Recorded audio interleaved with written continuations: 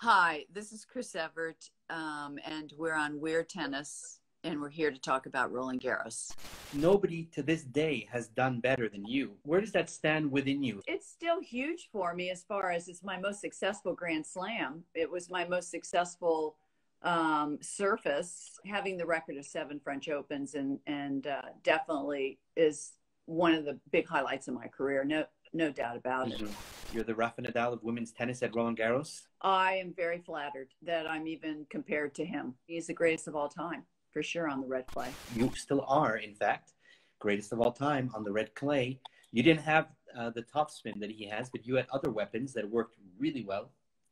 Yeah, I didn't have the topspin. I mean, we didn't know what a Western forehand was back in the day. I mean, it was all continental, and it was just flat, no spin. I was consistent, and I was patient, and I relied, I think, more on placement than power, and I think that helped me. And I was willing to stay out there all day if I had to win a point. Yeah, you were brought up to really play as deep as possible, the deepest possible zone of the court on clay. When I came on the scene around 15, 16, 3 of the Grand Slam tournaments were on grass. And so all the women, when you look at the top women, Margaret Court, Billie Jean King, Rosie Casals, Virginia Wade, they really didn't have great ground strokes at all. It was all serve and volley. They had great volleys. They couldn't stay in a rally, for more than 6 or 7 shots. And then I came along being brought up on clay.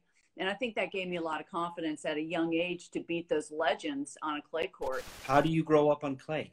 Florida is almost all clay. I think it promotes great footwork, great moving, great anticipation. I think it can teach you a lot mentally about grinding points out and about patience. Your first appearance in '73, you just made it to the finals. And should have won it, too. When I played Margaret Court, I had beaten her before on clay. And I was upset in 5-3. I got tight. I couldn't hit out. But that was a good learning experience for me. It made me realize that I really had to get tougher in closing matches. I want to talk about that '85 final. I was nervous. She was nervous. So we didn't produce our best tennis and our best shot making. But it was, like you said, suspenseful. It was entertaining. It was dramatic. And what made it special for me was the fact that I had lost to Martina 13 times in a row. And then I'd beaten her that one time earlier in the year. But my record against her for 2 or 3 years was dismal. She was ranked #1 in the world. She was really dominating women's tennis. And everybody had counted me out as far as winning another Grand Slam. So for me to win that and beat her by winning it, I think I actually had some tears on the court, which I never, ever cried after a match because, I was so conditioned to be unemotional out there.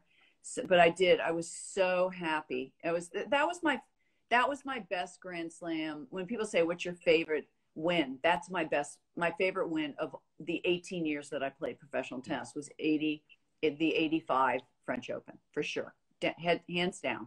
I just feel like after that, the French crowd really started to appreciate women athletes a lot more and women tennis players a lot more after that match. Thank you very much. Thank you. Enjoyed it. Thanks a lot, and we'll see you in September. I hope so.